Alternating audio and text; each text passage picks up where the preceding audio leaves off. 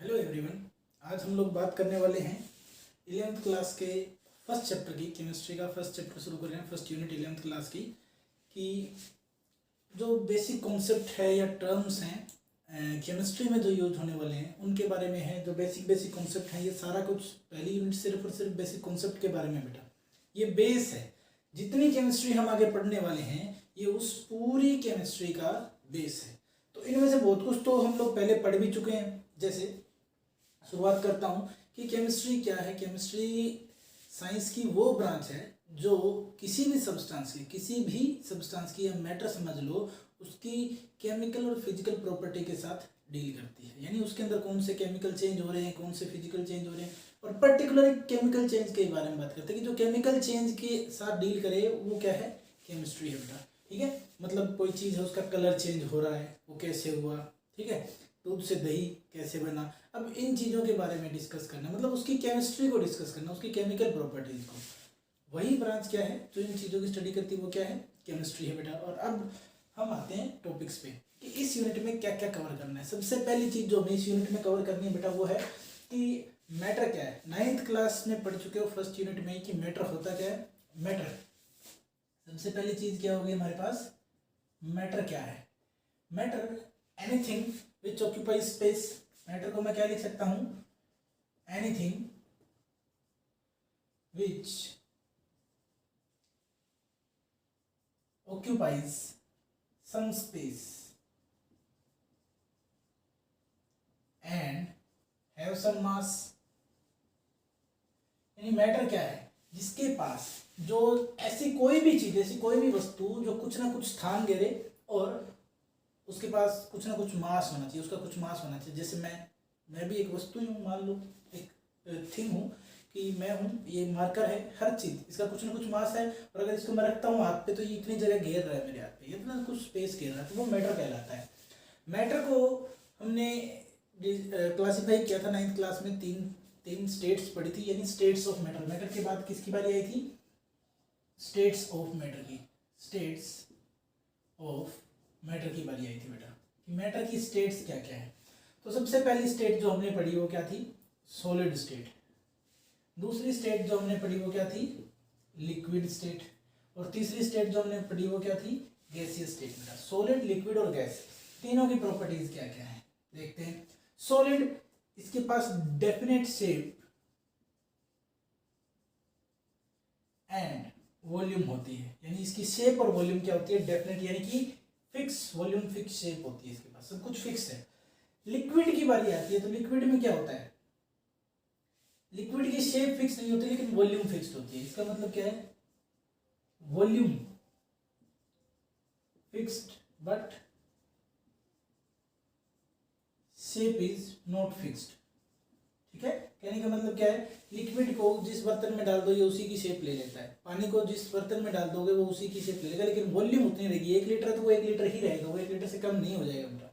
ठीक है, गैस, इसके पास कुछ भी फिक्स नहीं होता है, neither volume nor shape fixed। दोनों में से कोई भी चीज, ना ही तो वॉल्यूम फिक्स्ड है ना ही शेप फिक्स्ड है। ये तो था बेटा मैटर का क्लासिफिकेशन, जो हमने क्या पढ़ा था, 9th क्लास तक पढ़ा था, स्टेट्स ऑफ मैटर तक। अब जो हमें पढ़ना है ना, मेन टॉपिक हमारा अभी उसकी शुरुआत होगी बेटा 11th क्लास से, जिसकी शुरुआत होगी। एक्चुअल में अभी भी आगे 9th 10th क्लास का थोड़ा सा पढ़ना है। तो आगे हम क्या पढ़ेंगे, क्लासिफिकेशन, जो पार्टिकल्स के बेस पे, कंस्टिट्यूएंट पार्टिकल जो है उनके बेस पे हम क्या करेंगे, मैटर को क्लासिफाई करेंगे, क्लासिफिकेशन करेंगे मैक्रोस्कोपिक लेवल पर। ये क्या था, माइक्रोस्कोपिक लेवल था। माइक्रो मतलब छोटा लेवल पे, अब बड़े लेवल पे करते हैं या बल्क लेवल पे करेंगे। मैक्रोस्कोपिक लेवल पे क्लासिफिकेशन कैसे होता है बेटा, उसको देखेंगे। मैक्रोस्कोपिक लेवल पर जब हम क्लासिफिकेशन करते हैं मैटर का, तब हमारे पास दो चीजें निकल के आती है बेटा। एक तो होता है मिक्सचर और दूसरा होता है प्योर सब्सटेंस। क्या क्या होता है भाई, एक तो होता है मिक्सचर और दूसरा क्लासिफिकेशन क्या होता है बेटा, प्योर सब्सटेंस। ठीक है, एक होता है मिक्सचर और दूसरा होता है प्योर सब्सटेंस। अब बात करते हैं मिक्सचर क्या होता है। Mixture contains particles of two or more than two pure substance in it in any ratio. Mixture क्या होता है? मिक्सचर ऐसा सब्सटेंस है या ऐसी चीज है जो अपने अंदर प्योर सब्सटेंस, दो या दो से ज्यादा प्योर सब्सटेंस के पार्टिकल को रखता है और किसी भी रेशियो में, एनी रेशियो में. तो इसकी डेफिनेशन लिख देते हैं हम. A mixture contains two or more than two, contains particles of, लिखो, contains particles of two or more than two pure substance in it. ठीक है, two or more than two pure substance in it in any ratio, कोई भी ratio हो बेटा, किसी भी ratio में पाए जा सकते हैं मिक्सचर में, इन एनी रेशियो. ये होता है मिक्सचर. यानी मिक्सचर में ऐसे पार्टिकल्स होते हैं दो या दो से ज्यादा प्योर सब्सटेंस के जो किसी भी रेशियो में प्रेजेंट हों. ठीक है, और इन पार्टिकल्स की कंपोजिशन क्या होती है? Composition is variable. वेरिएबल का मतलब क्या है? चेंज हो सकती है. इन पार्टिकल्स की कंपोजिशन, ये जो पार्टिकल होते हैं ना इसके अंदर प्योर सब्सटेंस के, इनकी कंपोजिशन क्या होती है? वेरिएबल होती है. मतलब उसको चेंज किया जा सकता है बेटा. इसके एग्जांपल क्या होंगे? हमारे चारों साइड एयर है. एयर मिक्सचर ऑफ गैसेज है ना. एयर क्या है? A mixture of gases. इसमें ऑक्सीजन भी होती है, नाइट्रोजन भी होती है. अब तुम लोगों ने न्यूज में सुना भी होगा कि ऑक्सीजन कंसंट्रेटर्स आ रहे हैं, नाइट्रोजन गैस से नाइट्रोजन के प्लांट को शट आउट कर दिया गया है, ऑक्सीजन जनरेट कर रहे हैं उन प्लांट्स में. हम क्या कर सकते हैं? कंडेंस करके एयर से ऑक्सीजन को यूज कर रहे हैं. एयर कंडेंसर जो आ रहे हैं आजकल. ठीक है, सिंपल सी बात है. एयर एक मिक्सचर है. ऊपर से घर में तुम चाय पीते हो, टी, ठीक है, मिक्सचर है. किसका? शुगर है, वाटर है, कैफीन है उसके अंदर. ठीक है, चाय पत्ती, टी लीव्स, इन सब का क्या है? मिक्सचर है. ठीक है ना. शुगर इन वाटर, ये भी एक मिक्सचर ही है. शुगर पानी में घुलती है. दो अलग अलग प्योर सब्सटेंस हो गए. प्योर सब्सटेंस की डेफिनेशन क्या होती है बेटा? प्योर सब्सटेंस को पढ़ते हैं. प्योर सब्सटेंस में जितने भी कंस्टिट्यूएंट पार्टिकल होते हैं उनकी केमिकल नेचर सेम होती है. ठीक है, all the constituent particles are same और हैव सेम केमिकल कंपोजिशन. ऐसा कह सकते हो. सारे के सारे सेम ही होते हैं पार्टिकल, या फिर उनकी केमिकल कंपोजिशन क्या होती है? बिल्कुल सेम होती है बेटा. ठीक है, उनका केमिकल नेचर सेम होता है. वो प्योर सब्सटेंस कहलाते हैं. जैसे अब प्योर सब्सटेंस की बात करता हूं तो मैं होता क्या है, अब इनके जो कंस्टिट्यूएंट पार्टिकल होते हैं ना मिक्सचर में, तो क्या होती है? इनकी कंपोजिशन वेरिएबल होती है. लेकिन इसमें जो पार्टिकल्स होते हैं उनकी कंपोजिशन क्या होती है? सेम होती है. और तुम ये कह सकते हो फिक्स होती है. जो कंपोजिशन होती है वो क्या होती है? सारे के सारे पार्टिकल, जितने भी पार्टिकल्स होंगे जिनसे ये प्योर सब्सटेंस बने हैं, सबकी क्या होगी? केमिकल कंपोजिशन क्या होगी बेटा? सेम होगी. ठीक है, एग्जांपल क्या हो सकते हैं इनके? एग्जांपल है copper, silver, gold, etcetera etcetera. मतलब copper metal, silver metal, gold हम कह सकते हैं, वाटर कह सकते हो तुम. ठीक है ना. तो ये मैक्रोस्कोपिक लेवल पर या बल्क लेवल पर क्लासिफिकेशन शुरू होता है बेटा. अभी तक बेटा हमने क्या देखा? हमने मैटर को डिवाइड किया बल्क लेवल पे मिक्सचर और प्योर सब्सटेंस में. क्या किया था? मैटर था, इसको डिवाइड किया किसमें? मिक्सचर और प्योर सब्सटेंस में. यहाँ क्या आया हमारे पास? मिक्सचर आया. यहाँ क्या आया? Pure substance. अब इन दोनों को हम फर्दर डिवाइड कर सकते हैं. मिक्सचर फर्दर डिवाइड होता है बेटा दो टाइप में. एक तो होता है होमोजीनियस मिक्सचर. क्या होता है? Homogeneous mixture. एक होता है हेट्रोजीनियस मिक्सचर. ये आप लोग पढ़ चुके, सारा 9th क्लास में पढ़ चुके हो. ठीक है, प्योर सब्सटेंस को भी दो पार्ट में डिवाइड किया जा सकता है. एक होता है एलिमेंट और दूसरा होता है कंपाउंड. अब इन्हीं को हमें पढ़ना है. ठीक है, इन्हीं चारों चीजों को हमें पढ़ना है। देखो सबसे पहले मिक्सचर की बात कर लेते हैं कि मिक्सचर के अंदर क्या है। एक तो होमोजीनियस मिक्सचर होता है, एक हेटेरोजीनियस मिक्सचर होता है। होमोजीनियस मिक्सचर का मतलब क्या होता है, विच कैन मिक्स इजीली, मतलब जो एक दूसरे में इजीली मिक्स हो जाए, दो या दो से ज़्यादा सब्सटेंस जो एक दूसरे में मिक्स हो जाए और उनकी यूनिफॉर्म कंपोजिशन। यूनिफॉर्म कंपोजिशन का मतलब हम चाहे गिलास में, मान लो मैंने चीनी घोल दी पानी में, ठीक है ना, मैंने चीनी डाली पानी में, आजकल शिकंजी बनाते हो गर्मियों के टाइम में घर पे सब लोग, तो अब जब नींबू पानी बनाते हैं, शिकंजी बनाते हैं, तब क्या करते हैं, चीनी को पानी में घोलते हैं। तो जैसे ही चीनी पानी में घुली, क्या तुम चम्मच निकाल के कहीं से भी एक चम्मच निकालो और बता सकते हो कि कौन सा पोर्शन चीनी है, कौन सा पोर्शन पानी है? सब कुछ पानी दिखता, मतलब सब मिक्स हो गया, उसमें चीनी अलग नहीं दिख सकती हमें। चीनी को हम छांट के हैंड पिक नहीं कर सकते, हाथ से अलग नहीं कर सकते। तो इसका मतलब क्या है कि यूनिफॉर्म कंपोजिशन होती है। इसका मतलब क्या है, यूनिफॉर्म डिस्ट्रीब्यूशन या यूनिफॉर्म कंपोजिशन, यानी ऐसे मिक्सचर जिसमें सब्सटेंस का through out the mixture uniform composition हो। क्या हो? Uniform composition. Uniform composition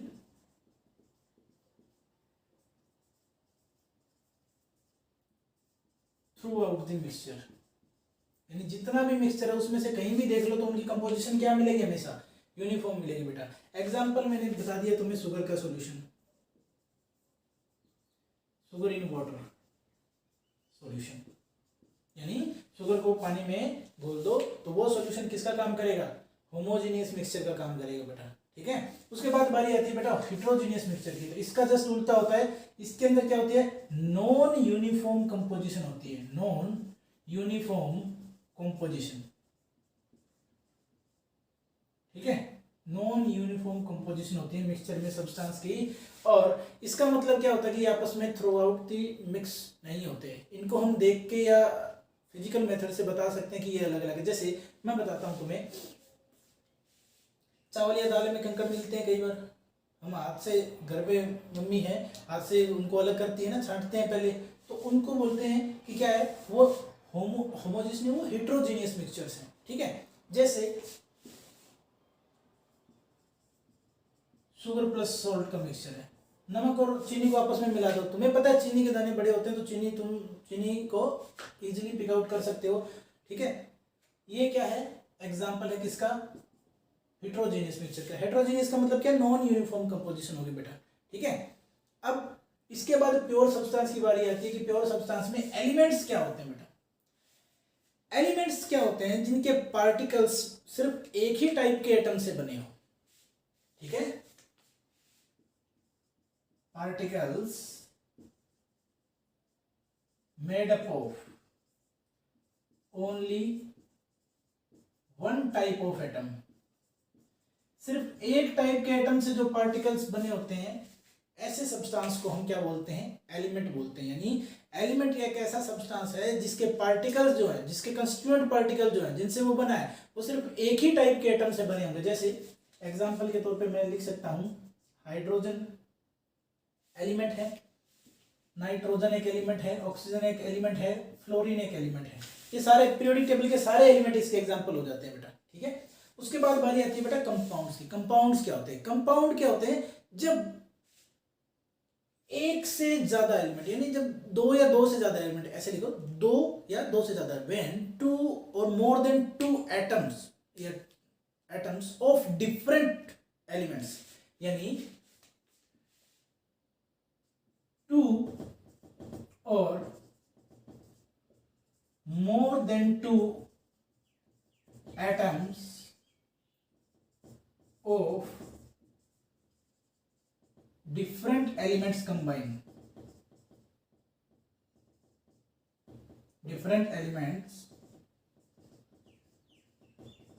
combine when two और more than two atoms of different elements combine. तो किस चीज का निर्माण होता है बेटा, कंपाउंड्स का। मतलब दो या दो से ज्यादा एटम्स, वो भी किसके, डिफरेंट एलिमेंट के, जब कंबाइन करते हैं एक साथ, तब क्या बनता है, कंपाउंड बनता है बेटा। एग्जांपल क्या होंगे इसके, वाटर होगा, H2O, CO2, शुगर, शुगर का मतलब क्या होता है, C6H12O6 होता है, ठीक है। तो वही बात है, ग्लूकोज, फ्रक्टोज, ये सब क्या है, कंपाउंड्स है बेटा। देखो, एक हाइड्रोजन एटम, एक ऑक्सीजन एटम, दोनों दो एटम से मिलके बना है ना, दोनों एटम दो एटम से मिलके बना है। देखो दो अलग अलग एटम है, दो डिफरेंट एटम से मिलके बना है। जबकि हाइड्रोजन गैस जो है, अगर हाइड्रोजन गैस की बात करें तो इसमें दोनों एटम किसके हैं, दो एटम है हाइड्रोजन हाइड्रोजन के, यानी सेम एटम से मिलके बने तो एलिमेंट, और अगर एटम डिफरेंट हो गए तो क्या हो जाएंगे, कंपाउंड्स हो जाएंगे बेटा। ठीक है, उसके बाद बारी आती है बेटा प्रॉपर्टीज की बारी आती है कि प्रॉपर्टीज क्या है मैटर की, properties of matter, properties of matter. ठीक है, मैटर की प्रॉपर्टी कैसी होती है बेटा, दो टाइप की प्रॉपर्टी होती है मैटर की। प्रॉपर्टी भी क्या होती है, दो टाइप की होती है। एक तो होती है फिजिकल प्रॉपर्टी और दूसरी क्या होती है, केमिकल प्रॉपर्टी। मेटल की प्रॉपर्टी के बारे में बात करें, एक होती है बेटा फिजिकल प्रॉपर्टी, दूसरी होती है केमिकल प्रॉपर्टी। फिजिकल और केमिकल प्रॉपर्टी में क्या डिफरेंस होता है बेटा, फिजिकल प्रॉपर्टी क्या है, जिनको मेजर कर सकते हैं, है ना, can be measured without changing the identity. मतलब जिस कंस्टिट्यूएंट पार्टिकल से बना है हमारा सब्सटेंस, जो मैटर है जिस चीज से बना है, अगर हम उसकी आइडेंटिटी या उसकी कंपोजिशन को बिना चेंज करे किसी चीज को मेजर कर सकते हैं तो वो फिजिकल प्रॉपर्टीज में आती है। फिजिकल प्रॉपर्टी का मतलब क्या हुआ, can be measured, can be measured without changing the identity और composition of constituent particles of constituent particles। Example क्या होंगे बेटा इसके, melting point, boiling point, density. ठीक है, ये क्या है, सारे के सारे क्या है, ये फिजिकल प्रॉपर्टीज है बेटा किसी भी सब्सटेंस की, क्या है, फिजिकल प्रॉपर्टीज है। इसमें कलर भी आ जाएगा, ऑर्डर भी आ जाएगा, कलर चेंज, ये भी तो फिजिकल प्रॉपर्टी है। केमिकल प्रॉपर्टी की बात करते हैं बेटा कि केमिकल प्रॉपर्टी क्या होती है, ऐसी प्रॉपर्टी जिसमें केमिकल कंपोजिशन चेंज होती है। ऐसी प्रॉपर्टी जिनको मेजर करने के लिए केमिकल कंपोजिशन का चेंज करना जरूरी है, यानी केमिकल चेंज जो है वो रिक्वायरमेंट है इनके लिए, यानी can be measured by a chemical change. यानी इनको तब मेजर किया जा सकता है जब कोई केमिकल चेंज हो, मतलब कोई केमिकल रिएक्शन हो। जितने भी केमिकल रिएक्शंस होती हैं वो सारी की सारी केमिकल प्रॉपर्टीज के अंदर आती है बेटा। ठीक है ना, एग्जांपल्स क्या है, एसिड बेस या कंबंशन रिएक्शन। ठीक है, कंबंसिबिलिटी, कोई कितना ज्वलनशील है कोई भी पदार्थ, ये सारी किस में आती हैं, केमिकल प्रॉपर्टीज में आती है बेटा। उसके बाद बात करते हैं कि जो फिजिकल प्रॉपर्टीज हमने देखी है, मेल्टिंग पॉइंट या बॉइलिंग पॉइंट वगैरह वगैरह, डेंसिटी है जो भी है, अब मेजरमेंट कैसे करते हैं फिजिकल प्रॉपर्टीज का। पुराने टाइम में क्या होता था, दो सिस्टम चलते थे, एक तो इंग्लिश सिस्टम चलता था, एक तो क्या था, इंग्लिश सिस्टम होता था, और दूसरा होता था मैट्रिक सिस्टम, मैट्रिक सिस्टम होता था। ठीक है, दो सिस्टम चलते थे मेजरमेंट के लिए, फिजिकल प्रॉपर्टीज की मेजरमेंट के लिए, एक होता था इंग्लिश सिस्टम, एक होता था मैट्रिक सिस्टम। अब बात करते हैं बेटा measurement of physical properties. Physical property की मेजरमेंट के बारे में बात करते हैं, क्या है, मेजरमेंट ऑफ फिजिकल प्रॉपर्टीज। ठीक है भाई, फिजिकल प्रॉपर्टीज को कैसे मेजर करते थे। पुराने टाइम में दो सिस्टम चलते थे, पहला इंग्लिश सिस्टम होता था, ठीक है, इंग्लिश सिस्टम, दूसरा मैट्रिक सिस्टम होता था मेजर करने के लिए। ये पुराने आउटडेटेड हो चुके। अब जो लेटेस्ट है, लेटेस्ट जो चल रहा है, जो नया है, वो क्या है, इंटरनेशनल सिस्टम ऑफ यूनिट्स, जिसको हम क्या बोलते हैं, एसआई सिस्टम भी बोलते हैं, एसआई यूनिट सिस्टम भी बोलते हैं, जिसको क्या बोलते हैं, इंटरनेशनल सिस्टम ऑफ यूनिट्स जो है आजकल चल रहा है। ठीक है ना, इंटरनेशनल सिस्टम ऑफ यूनिट्स आजकल चल रहा है। ये सीजीपीएम की 11वीं बैठक के बाद इसको लाया गया था, अमेंड किया गया था। इसके अंदर टोटल 7 बेस यूनिट होती हैं। इसके अंदर कितनी होती है, टोटल 7 बेस यूनिट्स होती हैं, यानी यही होती हैं ऑलमोस्ट। अभी 1-2 साल पहले इनमें से कुछ को हटा के कम कर दिया गया है, 4 के आसपास आई थिंक, लेकिन हमें बुक के हिसाब से चलना है। अभी टोटल 7 बेस यूनिट्स होती है बेटा। ठीक है ना। 7 बेस यूनिट होती हैं, वो बता रहा हूँ कौन सी होती हैं, क्या उनके सिंबल होते हैं, क्वांटिटी का सिंबल क्या है, एसआई यूनिट का सिंबल क्या है, ठीक है, रिप्रेजेंट कैसे करते हैं, लिखते कैसे हैं, ठीक है। तो सबसे पहले तो मैं यहाँ फिजिकल क्वांटिटी लिख रहा हूँ, क्या लिख रहा हूँ, फिजिकल क्वांटिटी लिख रहा हूँ। उसके बाद मैं लिख रहा हूँ बेटा, उसके बाद उस फिजिकल क्वांटिटी का सिंबल लिख रहा हूँ,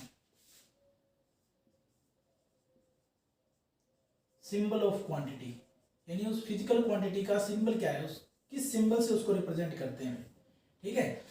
उसके बाद मैं क्या लिख रहा हूं, मैं नेम लिख रहा हूं यूनिट का, क्या लिखूंगा, नेम ऑफ यूनिट, कि यूनिट का नाम क्या है, ठीक है भाई, नेम ऑफ यूनिट लिख रहा।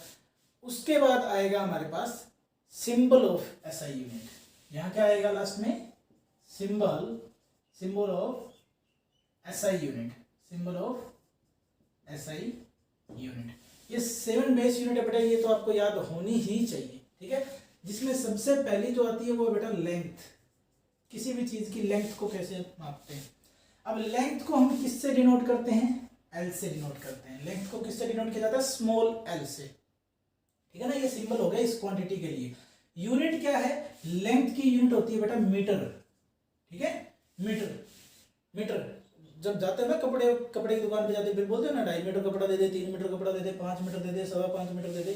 तो ये मीटर क्या है, उस लेंथ को रिप्रेजेंट कर रहा है, ठीक है ना। और सिंबल क्या है इस एसआई यूनिट का, मीटर का सिंबल होता है बेटा स्मॉल एम, क्या सिंबल होता है, स्मॉल एम।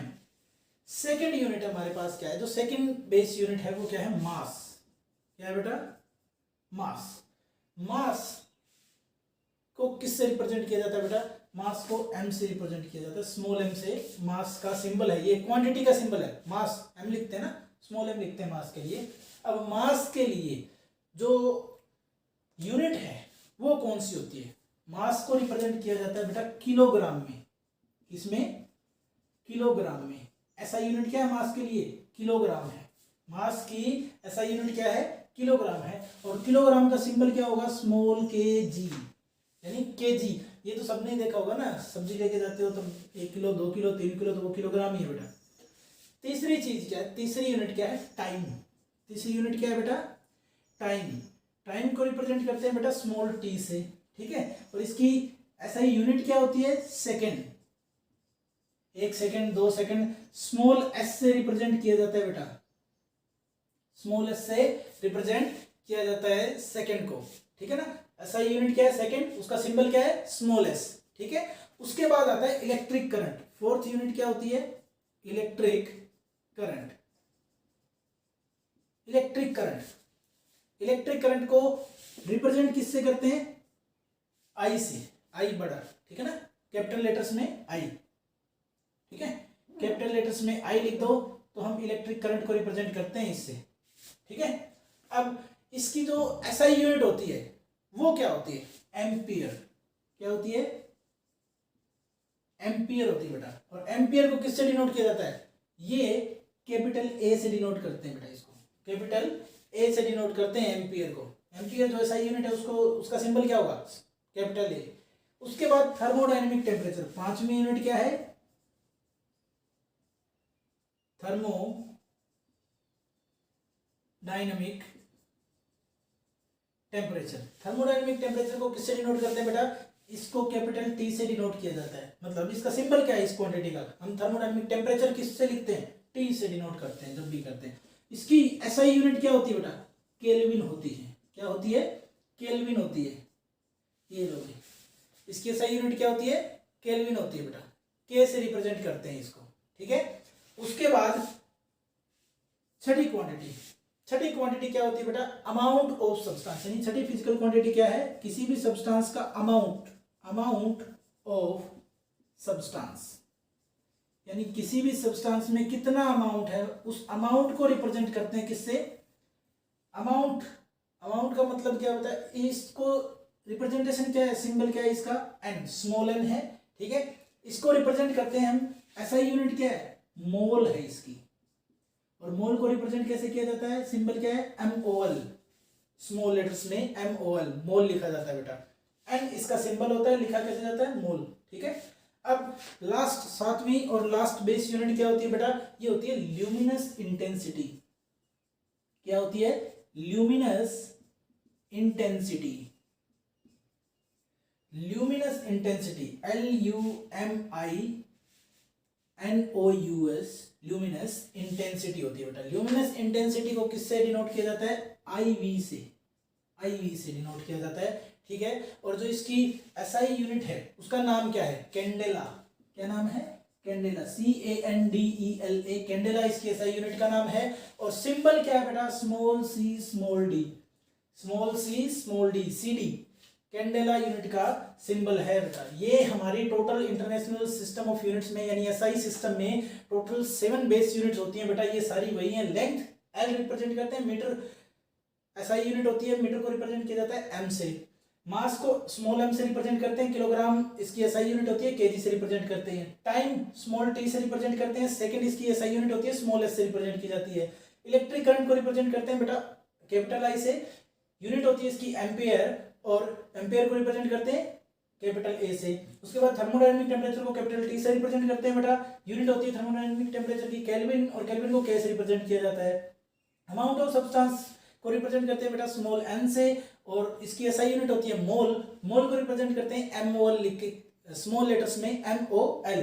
और फिर last luminous intensity, luminous intensity को बेटा रिप्रेजेंट करते हैं IV से, और इसकी SI यूनिट होती है कैंडेला, कैंडेला को रिप्रेजेंट करते हैं बेटा स्मॉल CD से।